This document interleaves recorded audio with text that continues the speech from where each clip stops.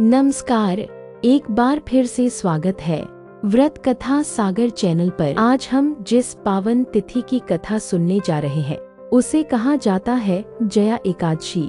कहा जाता है कि इस कथा को श्रद्धा से अंत तक सुनने मात्र से मन के अज्ञात भय शांत होते हैं और जीवन में पापों पर विजय प्राप्त होती है। जया का अर्थ होता है विजय, लेकिन यह विजय किसी और पर नहीं बल्कि अपने भीतर के अंधकार पर होती है। अब इस कथा को धीरे धीरे समझते हैं। बहुत पुराने समय की बात है।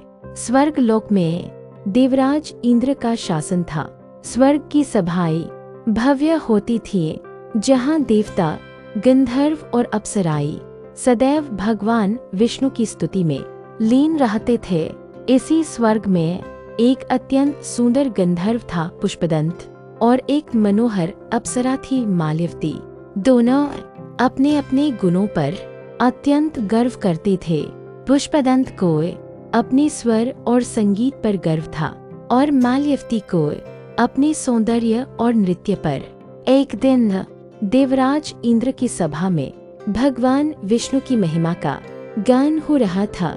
सभा में पूर्ण शांति थी, भक्ति का वातावरण था। लेकिन उसी समय पुष्पदंत और माल्यवती आपस में एक दूसरे में इतने खो गए कि वे स्तुति में मन नहीं लगा पाए। उनका ध्यान भगवान की ओर नहीं बल्कि अपने सुख की ओर चला गया। यह बात देवराज इंद्र से छिपी नहीं रह सकी। उनके चेहरे पर क्रोध आ गया। उन्होंने कहा, जिस सभा में भगवान विष्णु की स्तुति हो रही हो वहाँ असावधानी और अहंकार अपराध के समान है। और उसी क्षण उन्होंने दोनों को स्वर्ग से निष्कासित कर दिया।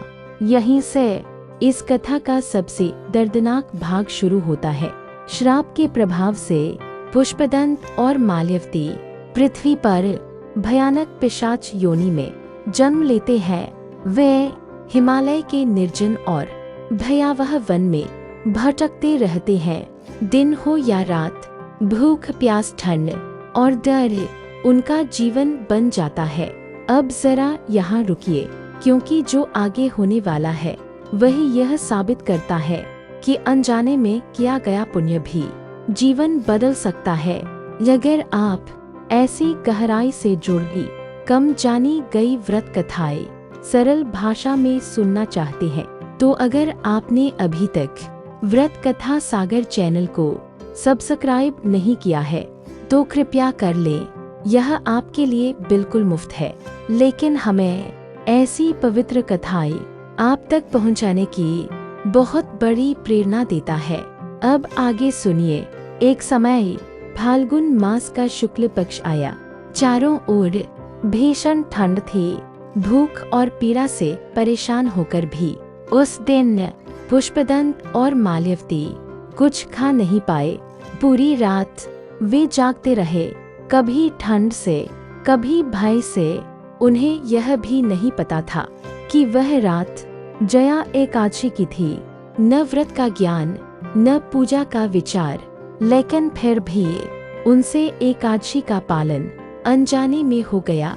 और यही भगवान विष्णु की करुणा प्रकट हुई। अगली सुबह उनके पिशाच रूप धीरे धीरे समाप्त होने लगे। शरीर हल्का होने लगा, मन शांत होने लगा और देखते ही देखते वे पुनः अपने दिव्य स्वरूप में लौट आए।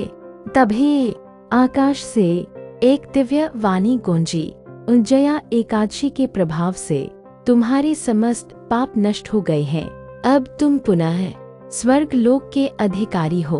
दोनों भगवान विष्णु के चरणों में नतमस्तक हो गए। तभी से यह मान्यता चली आई कि जया एकादशी का व्रत भूत प्रेत बाधा, अनजाने पाप और जीवन के भय से मुक्ति दिलाने वाला है। इस दिन भगवान विष्णु की पूजा की जाती है।